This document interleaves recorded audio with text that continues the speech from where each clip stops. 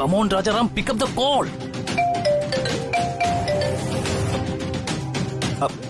Hello Raghu sir, ഞാൻ രവിയെ കൂട്ടിക്കൊണ്ടുവരാൻ വേണ്ടി വന്നതാ. ഞങ്ങൾ ഉടനെ വരാം. Please wait. അതല്ല രാജാറാം, ഇവിടെ ശ്രീലക്ഷ്മിയുടെ പൾസ് റേറ്റിൽ വ്യത്യാസം വന്നു. It is rising. What? Yes, she is coming back.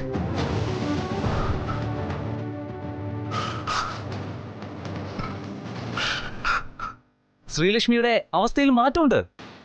മെഡിസിനോട് respond ചെയ്യാൻ തുടങ്ങി. Really? Thank God.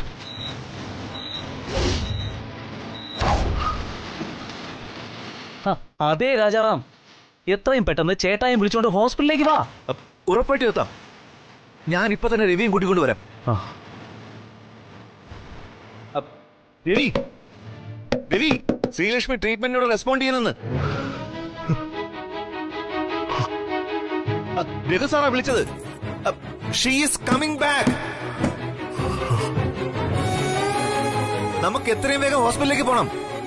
രവി, നീ വേഗം ഒന്ന് പുറത്തേക്ക് വാ. കമോൺ.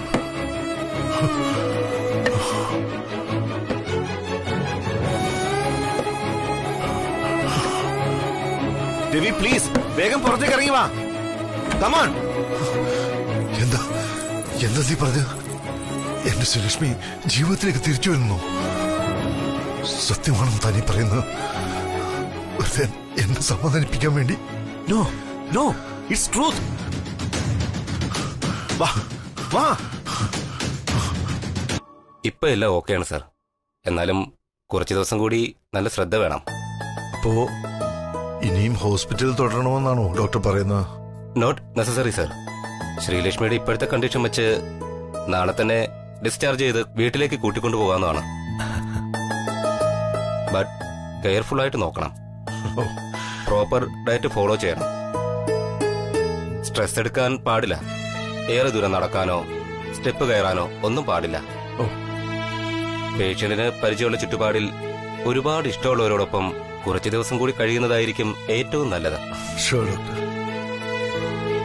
മെഡിസിൻ ഡീറ്റെയിൽസും ഡയറ്റ് ഡീറ്റെയിൽസും നാളെ ഡിസ്ചാർജ് സമ്മറിയോടൊപ്പം തരാം. സ്ട്രിക്റ്റ് ആയിട്ട് ഫോളോ ചെയ്യണം. Oh sure doctor. Thank you doctor. ശരി. ഡോക്ടറുടെയും മറ്റ് സ്റ്റാഫുകളുടെയും ആത്മാർത്ഥം കൊണ്ടാണ് ശ്രീലക്ഷ്മി ഇത്രയും വേഗം സുഖപ്പെട്ടത്. ഇത് ഞങ്ങളുടെ മാത്രം കഴിവല്ല sir. It was a miracle. Anyway, Sreelakshmi നന്നായി നോക്കിക്കോളൂ. ശരി ഡോക്ടർ. ശരി. ശ്രീലക്ഷ്മിയോടൊപ്പം രവി സാർ ഉള്ളോണ്ടല്ലേ സരോജ ആന്റി അങ്കിളും വീടൊരുക്ക നേരത്തെ വന്നത്.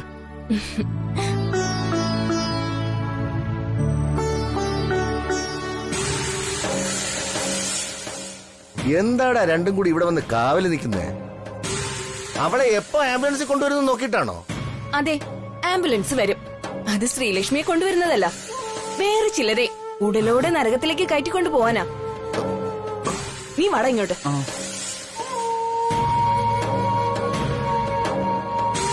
ഓ, അവക്കങ്ങ് കൊണ്ടു. നമുക്ക് കാണാം ആരാരെയാ നരകത്തിലേക്ക് കൊണ്ടുപോകുന്നത്.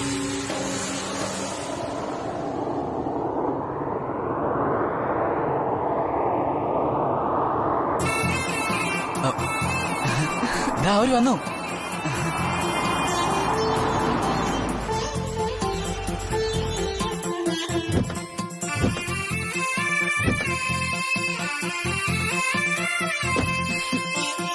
ശ്രീ,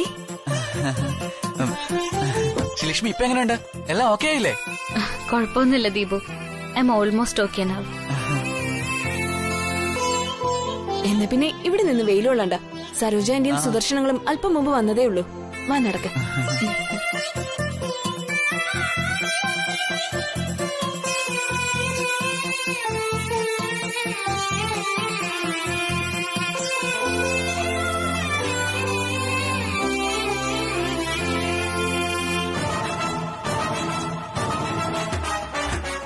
നമസ്കാരം സാർ. നമസ്കാരം.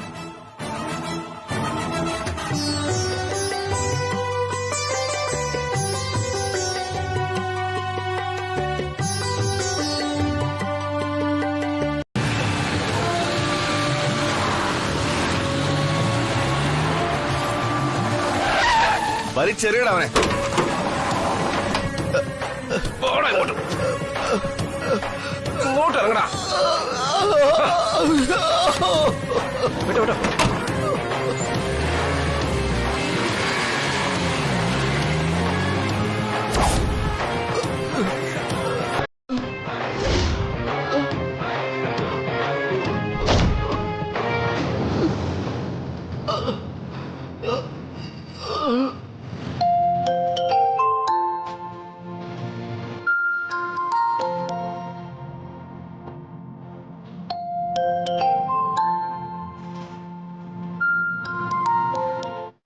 ഹലോ, ആരാ? ഇത് പോലീസ് സ്റ്റേഷനിൽ നിന്നാ. ആ, എന്താ സർ? നിങ്ങളുടെ സഹോദരനാണ് ത്രിവിക്രമൻ. അതെ സർ, എന്താ കാര്യം? അയാൾക്കൊരു അപകടം പറ്റിയിട്ട് ഹോസ്പിറ്റലിൽ അഡ്മിറ്റ് ചെയ്തിട്ടുണ്ട്. അയ്യോ സർ, എന്തെങ്കിലും കുഴപ്പമുണ്ടോ?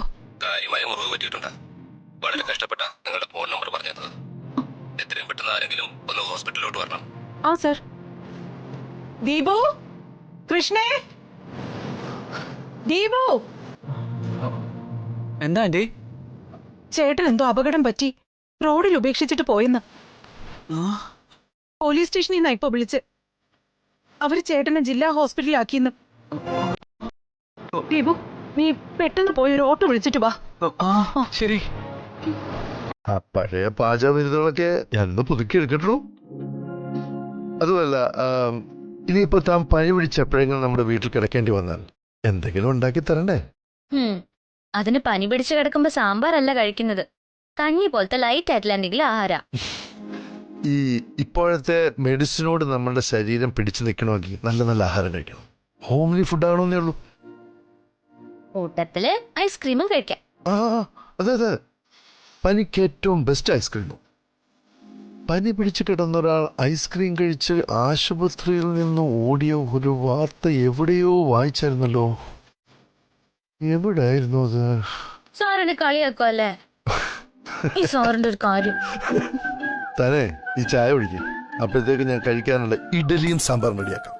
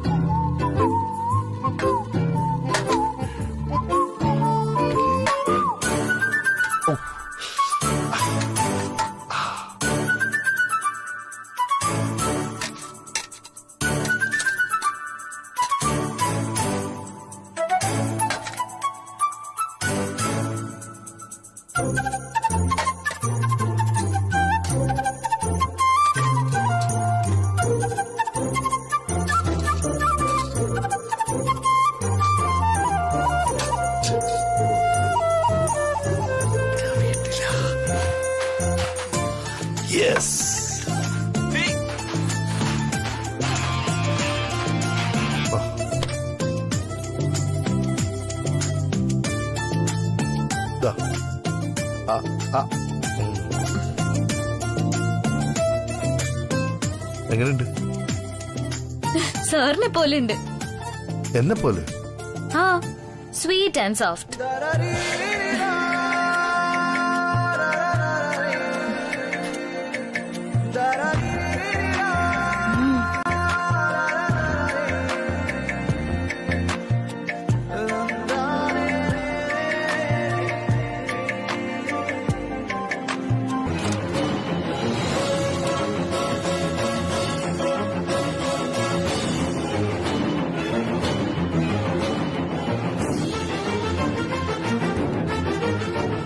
ചേച്ചി,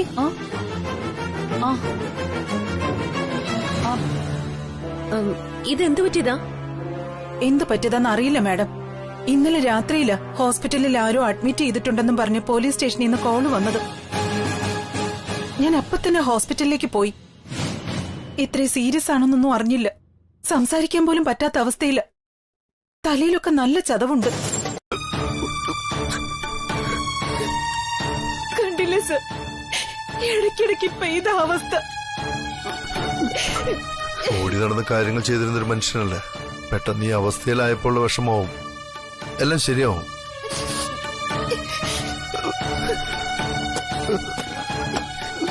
ഒന്നുകൊണ്ടും പേടിക്കണ്ട, എത്രയും പെട്ടെന്ന് എഴുന്നേറ്റ് നടക്കാൻ സാധിക്കട്ടെ.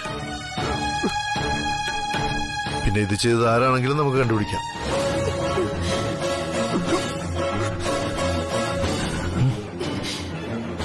സാറിനോട് എന്തോ പറയാനുണ്ട് ചേട്ടന്. ആദ്യം അസുഖം ഭേദമാവട്ടെ, അതുവരെ സ്ട്രെയിൻ ചെയ്യണ്ട. എന്നാ ഞാൻ ഇറങ്ങട്ടെ. എന്തെങ്കിലും ആവശ്യമുണ്ടെങ്കിൽ വിളിച്ചാൽ മതി.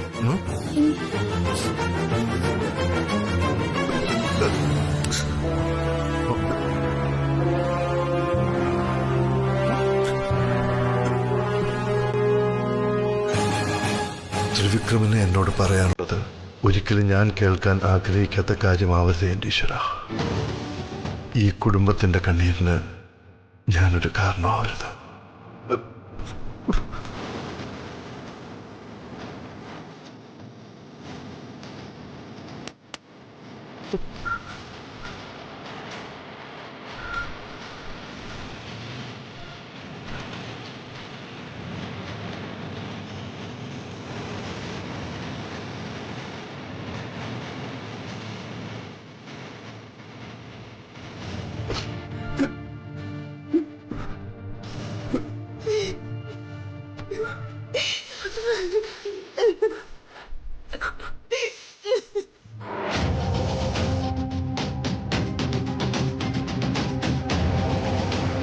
എന്തായിരിക്കാം ത്രിവിക്രമിന് സംഭവിച്ചത്? കണ്ടിട്ട് ഒരു ആക്സിഡന്റ് ആണെന്ന് തോന്നുന്നില്ല. ആരോ കാര്യമായിട്ട് പെരുമാറിയിട്ടുണ്ടെന്ന് ഉറപ്പാ. ആരായിരിക്കും?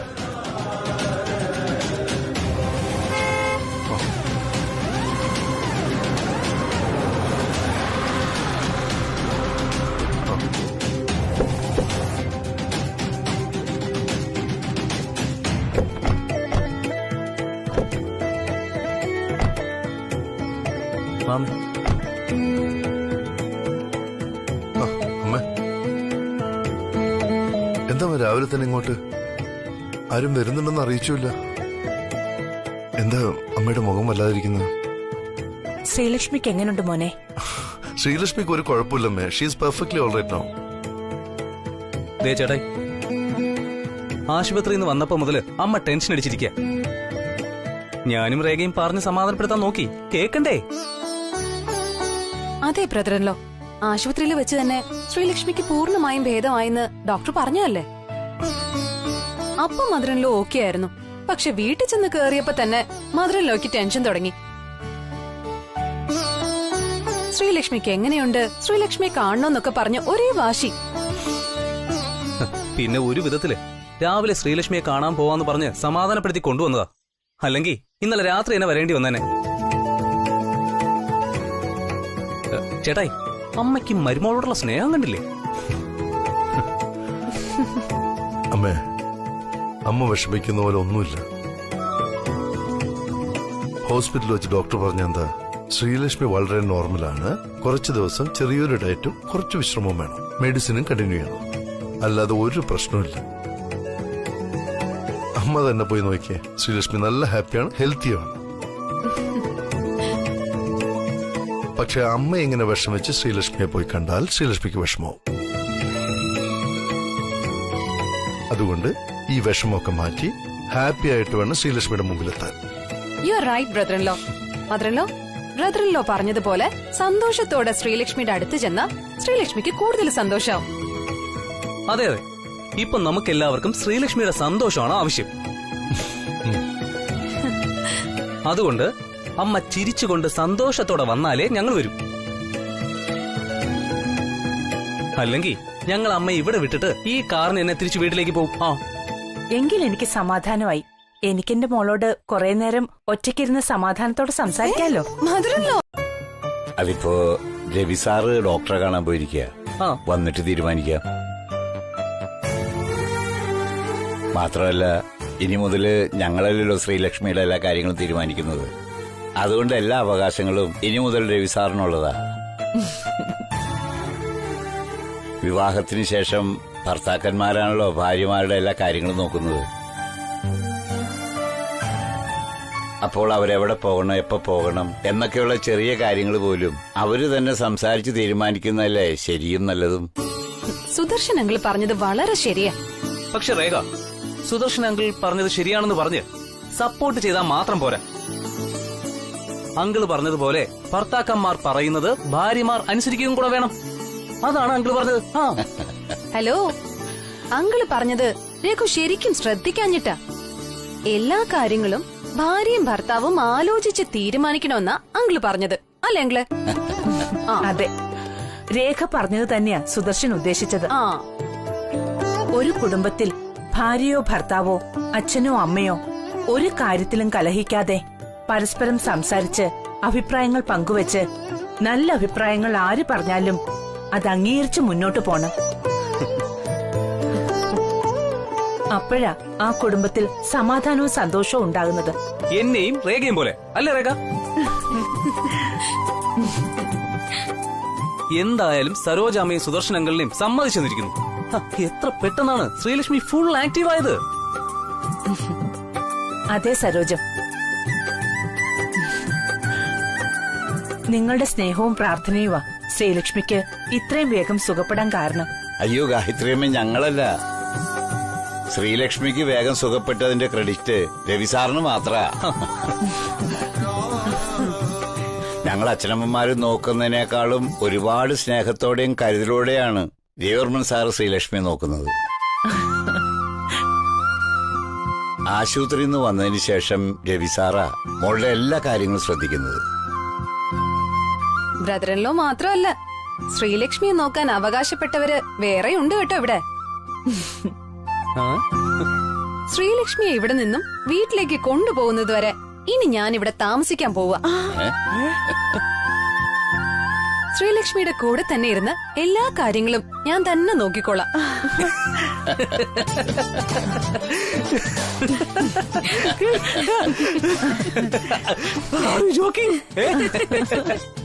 അപ്പൊ പിന്നെ തന്റെ കാര്യങ്ങളാര് നോക്കും?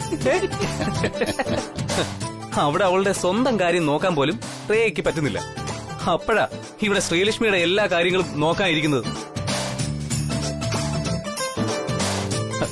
ഡയലോഗ് കറക്റ്റായിരുന്നേ, പക്ഷേ പറഞ്ഞ ആള് മാറിപ്പോയി. അപ്പൊ ഇത് ബ്രദറിൻലോയെ കൊണ്ട് മാത്രമേ പറ്റൂന്നാണോ രഘു പറഞ്ഞു വരുന്നേ? ഇത് മാത്രമല്ല, പല കാര്യങ്ങളും ചേട്ടായിയെ കൊണ്ട് മാത്രമേ പറ്റുള്ളൂ. ഓരോരോ സമയത്തും ചേട്ടായി ഓരോന്ന് ചെയ്ത് നമ്മളെ അത്ഭുതപ്പെടുത്താറുണ്ട്. അതാണ് ചേട്ടായിയുടെ സ്പെഷ്യാലിറ്റി. അത് രഘു പറഞ്ഞത് ശരിയാ. രവി ഒരാളെ സ്നേഹിച്ചാൽ അത് ഏറ്റവും ആത്മാർത്ഥമായിട്ടായിരിക്കും. അവർക്ക് വേണ്ടി രവി എന്തും സഹിക്കും, ക്ഷമിക്കും. പ്രത്യേകിച്ചും ശ്രീലക്ഷ്മിയോട് രവിക്ക് എന്തുമാത്രം സ്നേഹമുണ്ടെന്ന് നമുക്കെല്ലാവർക്കും അറിയാവുന്ന കാര്യമല്ലേ? അല്ല, ഇങ്ങനെ സംസാരിച്ച് ഇന്ന വയറ് നിറയില്ലല്ലോ. ഞാനേ അടുക്കളയിലേക്ക് ചെല്ലട്ടെ. അത് കറക്റ്റ്. ഇന്നപ്പോൾ സരോജമ്മ സ്പെഷ്യൽ സദ്യ. ഓക്കെ,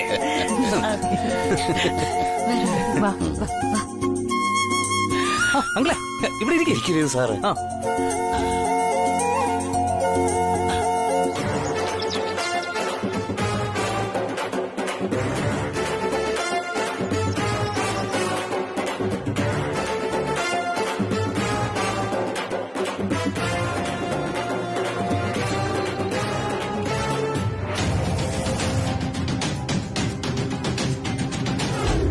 ഞാനിപ്പോൾ ആലോചിക്കുന്ന അയാളുടെ കുടുംബത്തെക്കുറിച്ച്. അയാളുടെ സഹോദരിക്കും ആ 2 കുട്ടികൾക്കും ഏക അത്താണി അയാളാണ്. നമ്മൾ കാരണം അതില്ലാതായ അതിന്റെ ശാപം നിനക്കും എനിക്കും വിധിച്ചെടുക്കേണ്ടതായിട്ട് വരും.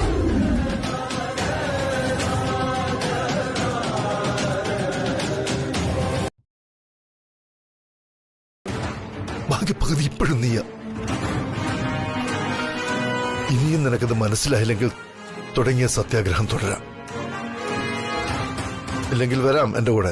നിർബന്ധിക്കില്ല ഞാൻ ഒരിക്കലും.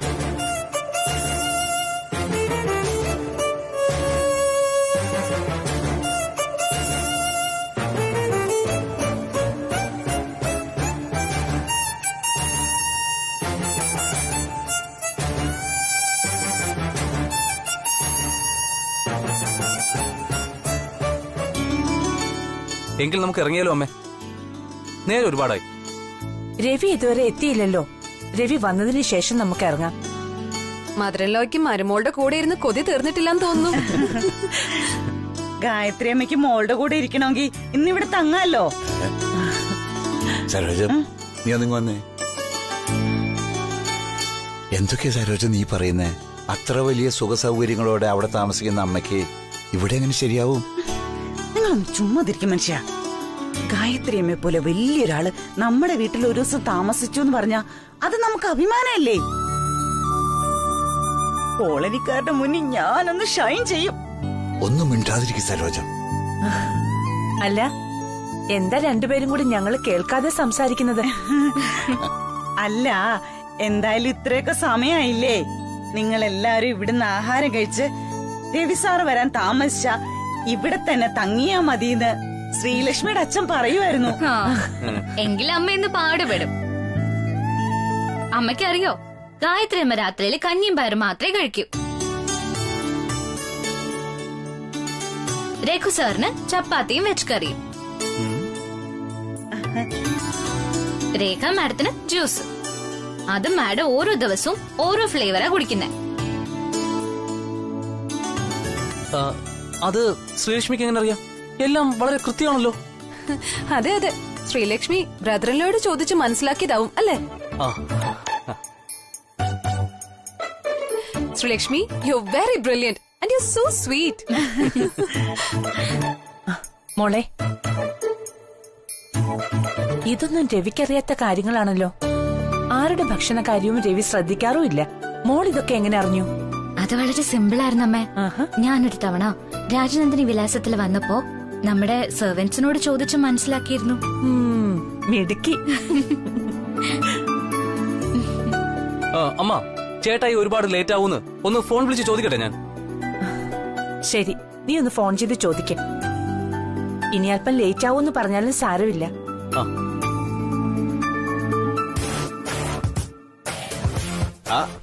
രവി സാറിത വന്നല്ലോ. മോനെ രവി, ഞങ്ങൾ നിന്നെ കാത്തിരിക്കായിരുന്നു. എന്താ വൈകിയത്?